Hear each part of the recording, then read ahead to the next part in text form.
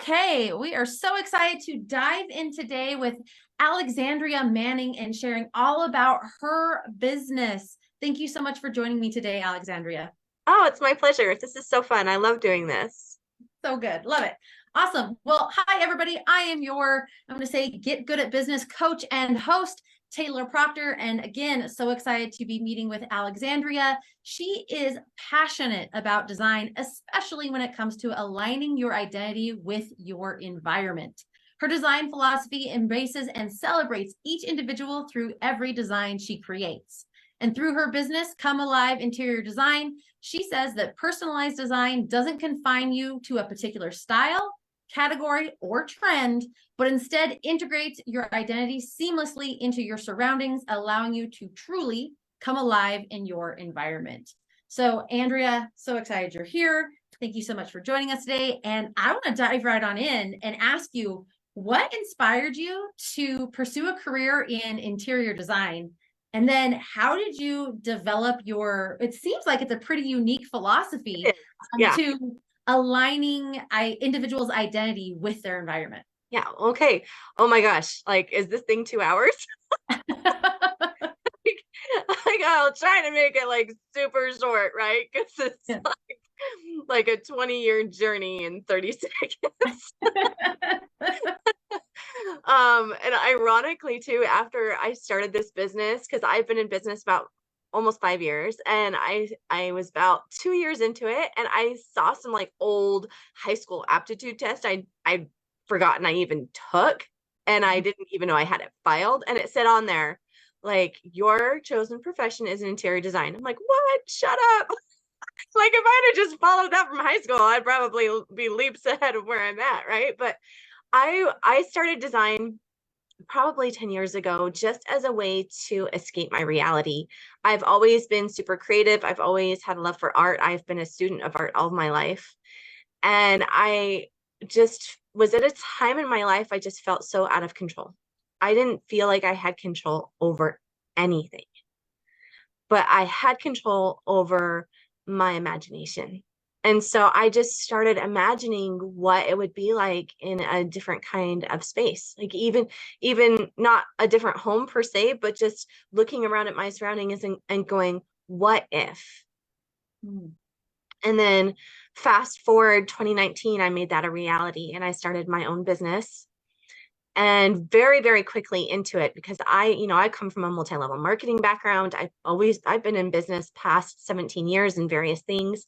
I'm a student of people and mindset and personal development. And I knew I wanted to kind of somehow mush those things together. And so I knew I didn't want to just come across as this, and what's your style? And then just, stamp out this cookie cutter thing where, oh, it's been done, I'm just going to repeat, repeat, repeat. I didn't want to do that. I wanted to make it more about them. I was fascinated with the individual. And as I started, just working with people and seeing these correlations, because I'm a very intuitive person, and I started just seeing these kind of quirky similarities between specific personality types and the interior design elements they were drawn to, that they needed, that helped them come alive, for lack of a better word. That's why it's called, my business is called that. So for example, behind me, you see this dark wall and I'm wearing white against it. This high contrast is something that really helps me come alive, having a high contrast in my space. I find that a lot of people who have leadership qualities, who are bosses or ambitious, or they have to go and have a result, like they're very goal oriented, they all crave that high contrast. Interesting. So that's how in a nutshell, that's how it kind of came about. Is I just wanted to speak to the individual, and I started seeing these correlations. There wasn't a language to put to it because it didn't exist. Yeah. And and I looked, because it's hard, it's hard creating something from scratch. And you're like, am I a crazy person? Because is this like a real thing? But every time I'd have an idea, like, oh, I think this personality type is drawn to this, my very next client would bring that home to me like, oh my gosh, it's real. That's so cool. And so like within that, I mean, obviously it sounds like one of the challenges was developing this system that you use. But what are some of the other challenges and subsequent rewards that you have experienced while creating like these personalized spaces that reflect certain identity styles or a person's custom identity? Well, the very first hurdle, I guess you could say, that I had to overcome was, how do I create a system that is structured enough that the framework is there, that I could give the same big result, the same consistent life-changing result over and over and over again, without putting people in a box. Yeah. Like, it needed to be structured, but it also needed to be fluid and flexible. And I believe that's what I've created. Okay. And so how has that been rewarding for working with clients specifically? Have they felt like, oh my gosh, this is custom with structure, or like how has that played out? It's always so fun. Well, so because what I do is so new, people are like, what the heck? I don't know. Like, you're gonna design it, you're gonna make it amazing. And I'm like, yes, I am, but it's gonna be on a whole nother level than you're thinking. And so the result, and this is what's so fun for me, is I see them kind of go on this journey. Mhm. I see them go on a journey from it just looking beautiful to having this connection with it. And they're always kind of unexpected, because I know I know what's coming, Mhm. right? But they've never experienced something like that. And so when they see that result and they're experiencing that transformation of their space, they're experiencing a transformation within themselves too, where because it's so raw and kind of naked, this who I am is in my environment. Mm. And a lot of us don't know ourselves as well as maybe we think we do. And that's not necessarily a bad thing. It's just like opening up this yummy Christmas present. I mean, because we're here, we're here in December, right? It's like opening up this yummy Christmas present that you weren't expecting. And it's this present, this gift to yourself Mhm. about who you are. And you're seeing it and understanding it and coming to know yourself in a whole new way. And it's so beautiful. I love seeing that in my clients. Yeah, that's really cool. Do you ever have someone who like has an idea of what they want and then through your system it's vastly different? Have you All ever had the that time. happen? All the time. Yeah, absolutely. So like what kind of complexities come up when it's like they have an idea of what they want and what you are finding would work best for them is vastly different? Like how It's do you always, overcome those challenges? yeah, it's always tricky because I never want to be like, oh, that idea sucks, Like, Okay. but but it's also like, wow, that idea sucks, but you don't want to say it. And so it's really this nurturing to say, okay, I see that you like that. I see why you like that, because what I do explains the why. Mhm. And so as I get to know them, I can know if what they're showing me is an insecurity showing up. Ooh. If it's an insecurity about, I like this because I'm feeling a little insecure. I want people to come over and like me.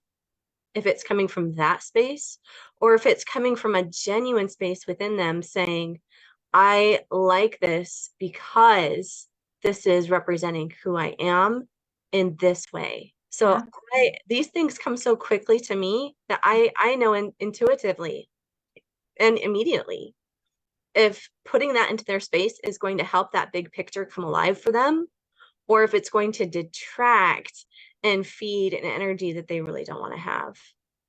That's awesome. So going into that, what practical tips could you share with us on integrating our personal style and like that bigger picture supportive personal style into our workspaces as business owners?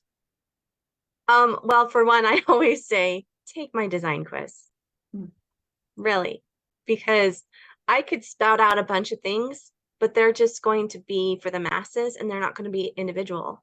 And since I'm all about the individual, take the design quiz. You get a free one-on-one with me, and I will reveal to you the answer to that question and what that looks like for you. But I do have a tip for anyone who has a home office. Okay. If you have a home office, just be aware of books behind you. Bookshelves behind you. And I see this in design all the time, even in like fancy schmancy homes, right? $1 million homes. And they've got their beautiful home office. And there's this humongous built-in right behind them full of books. And then when you are on a Zoom call, when you're on a meeting, because so many of us work from home, right? So many of us are doing this at-home thing, and we're doing these meetings, and there's books right behind them. That is sending the wrong energy to your prospective clients. How so? Because it's sending this subliminal messaging. I can talk normally. Sometimes no, my husband makes fun of me.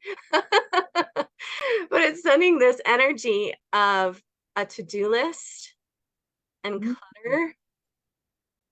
And that's what your clients now are thinking. And you don't want them thinking that. You want them focusing on your message and how you're able to help them get to where they want to go, where they want to go. I love that. So yeah, move the bookshelves to the sides so no one can see them, because I know you need books. I know. But I have a question on that, actually. So in terms of like things being busy in the background, because like there's a lot of books and things that can kind of contribute to that. How do you offset that with something like a painting that's got a lot of movement and colors and things like you have behind you now? What kind of message does that send? That is specifically targeting my direct audience, because my target audience are women like me. Awesome. I love that. As it has a high energy, there's a lot of high contrast, there's brilliance and color and fun. So yeah, that is chosen for a reason. I love it. I love it. So would you mind describing to us like a particular project that was especially transformative, whether for you as a designer or for the client or both, especially in terms of that integrating the personality into the space? Oh yeah, absolutely. The moment you started saying that, one definitely came into mind, and it was both. It was both. It was transformative for her and her husband, and it was transformative for me, because she was like literally my second client. Oh, wow. Okay. She was my second client, and I was still trying to put a language on what the heck I was doing. And so, I was trying to explain to them what the heck I was doing, and I was just like, trust the process. And they were kind of like, okay, because she had been buying things and putting them in her home and then sending them back for 4 years. Oh my goodness. Yeah. So she'd had other designers come in and try to help her with it, and it was still just causing her a lot of anxiety. She had a high anxiety job. Her and her husband both worked from home quite a bit, even though sometimes, they'd have meetings outside the home. And so I was like, well, why don't we just start in the place that your energy is the most important, and that is your master bedroom.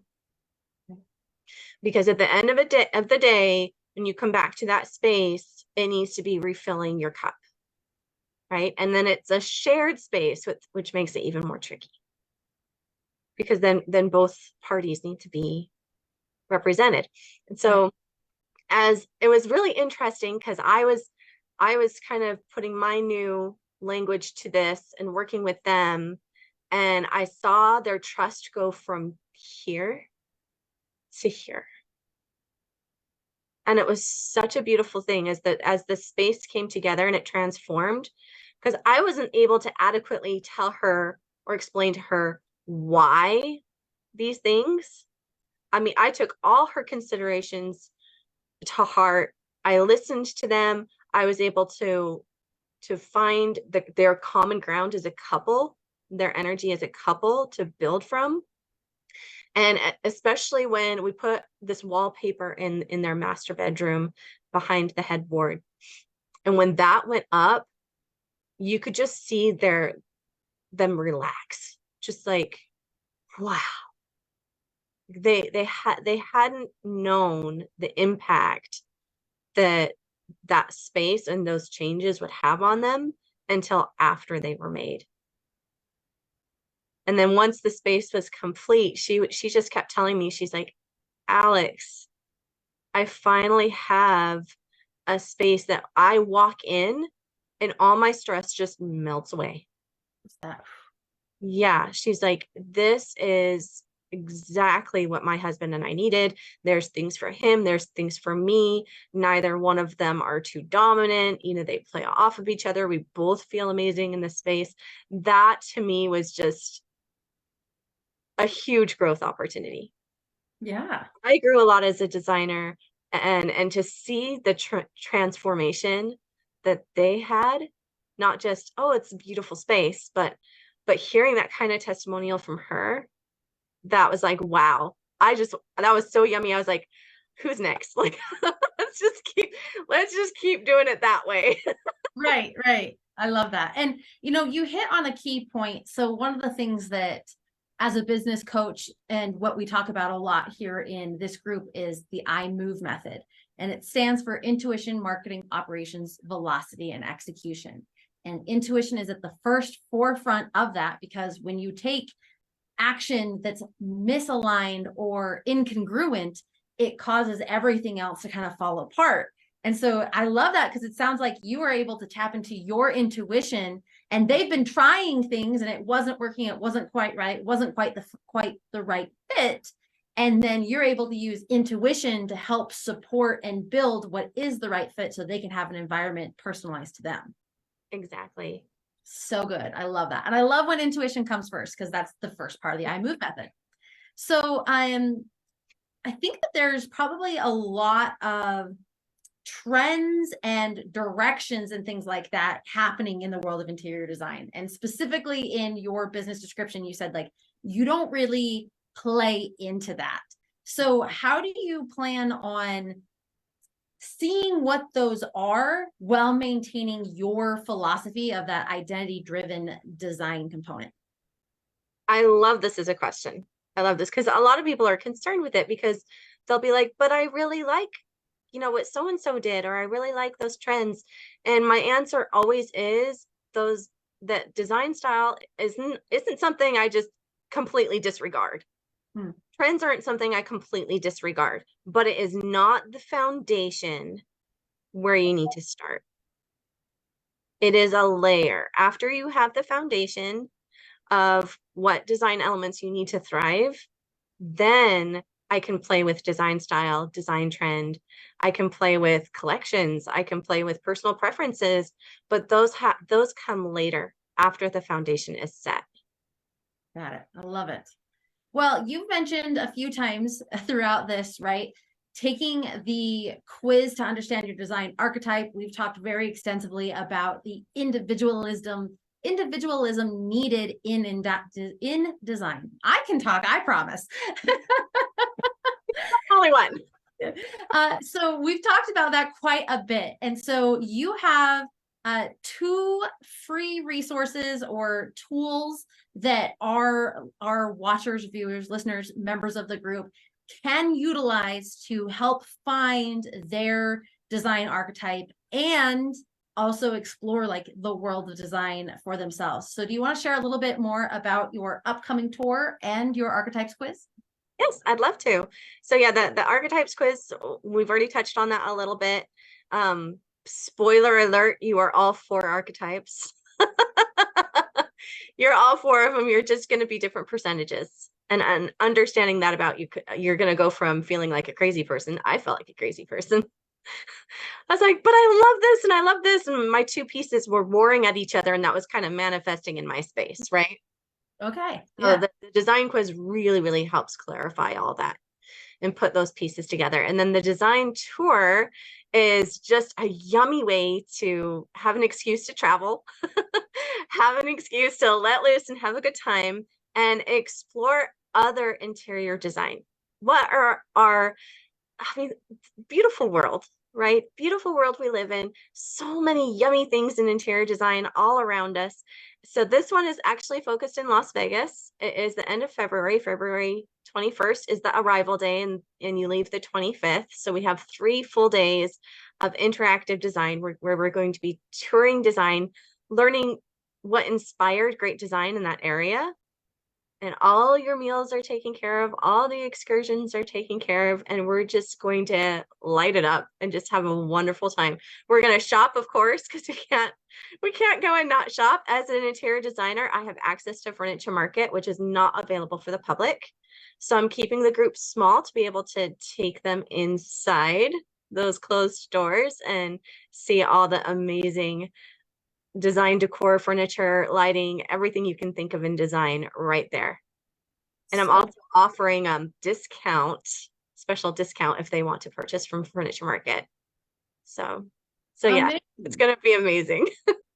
So cool. And if you're watching this, listening to it, get on the replay. Those links, both to the tour that she spoke about being in Vegas and the design archetype quiz, are linked at the heading of this video, so that you can see those right away. And we actually do have a question that came in through the live engagement. Luana is asking, isn't the books behind the desk a feng shui tip too? So I'm going to say, let's have that be question one, but follow up with that is like, how do you find feng shui applying to the personalization techniques you do? I find it doesn't. Oh, okay. I mean, quite honestly, when I started this business, and my all these kind of spiritual revelations were happening to me about this new approach to interior design. Mm-hmm. It was so difficult to try to put a language to it. And I like, when I tell you I really searched. Like, if there was any easy way out for me to just do something that somebody else was already doing and then become certified in it, that's what I was going to do. And so I looked into feng shui. Mm-hmm. And I got a couple books and I was reading about it. And it's not that I don't believe in feng shui or that it's not valuable. I just personally didn't resonate with it. And that's not the direction I chose to go with my business, because of one thing. And that is, it was the same for everybody.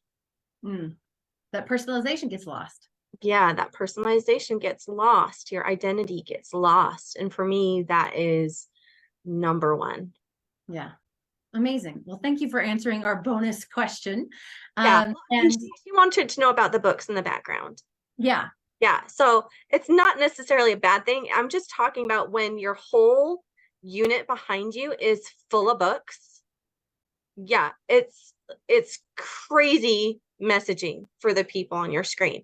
And what you can do is, like, if you have a bookshelf behind you, you can't get out of it, like your design doesn't permit it, your area doesn't permit it, or whatever, then take a whole bunch of them off so that there are rest places on each shelf.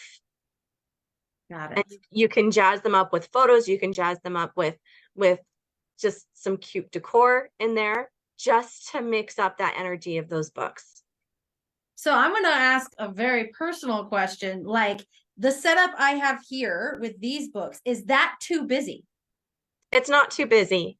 Okay. The question, though, is who's your target audience? Because if your target audience needs perfect symmetry, then what is behind you, since it is asymmetrical in nature, is going to kind of not jive with them.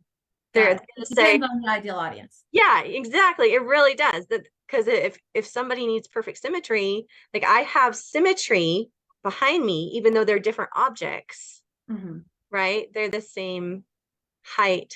There's something on either side of me. When you just have one that's asymmetrical, and that's not a bad thing if that's your audience. Got it. That's what they need. So the recommendation, I just want to make sure I'm hearing it correctly, is take the design archetype quiz, find out what your personality type is, and then maybe have a phone call with you and find out what your ideal clients might be and how those two can partner together to create a space that jives with both. Absolutely. I'd be happy to. Love it. Awesome. Awesome. Okay. Well, thank you again so much for your time today, sharing your expertise, your story, and some of the amazing tips and tricks that you have all about personalized design. I don't know about everybody else, but I feel like this was very eye-opening. I totally want to explore design more in my life. So I'm excited to check out the design archetype quiz and also the upcoming Vegas tour at the end of February. So Alexandria, thank you so much for joining us today. Really appreciate it. And be sure to stay active in the group. We'll see other upcoming lives from other business owners, and we'll see you all there and soon. So have a great rest of your day, and we'll chat soon. Yep.